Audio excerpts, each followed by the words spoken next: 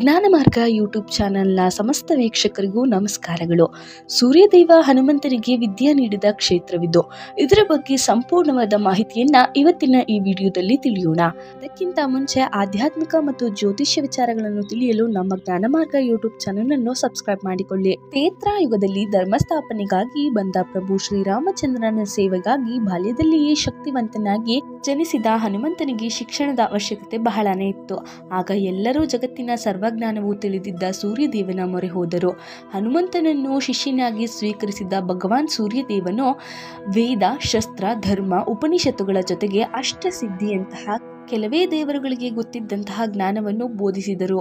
ಸಂಪೂರ್ಣ ಶಿಕ್ಷಣ ಕಲಿತ ಅಂಜನಿ ಪುತ್ರ ಗುರುದೇವನ ಆದೇಶದ ಮೇರೆಗೆ ಹೋಗಿ ಸುಗ್ರೀವನ ಆಸ್ಥಾನದಲ್ಲಿ ಮಂತ್ರಿಯಾದನು.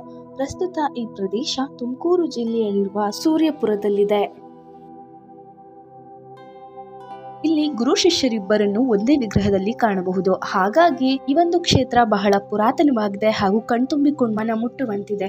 ನೀವೇನಾದರೂ ಈ ಒಂದು ಕ್ಷೇತ್ರಕ್ಕೆ ಇನ್ನು ಭೇಟಿ ನೀಡಿಲ್ಲ ಎನ್ನುವುದಾದರೆ ದಯವಿಟ್ಟು ಈಗ ಈ ಒಂದು ಕ್ಷೇತ್ರವನ್ನು ನೋಡಿ ಕಣ್ತುಂಬಿಕೊಂಡು ಮನಸ್ಸಿಗೆ ತೃಪ್ತಿಯನ್ನು ಪಡೆದುಕೊಳ್ಳಿ.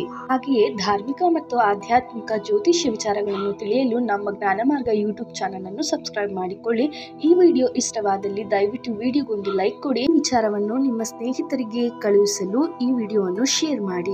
ಹಾಗೆಯೇ ಜ್ಞಾನಮಾರ್ಗ ಯೂಟ್ಯೂಬ್ ಚಾನೆಲ್ನ ಸಮಸ್ತ ವೀಕ್ಷಕರಿಗೂ ಅನಂತ ಧನ್ಯವಾದಗಳು.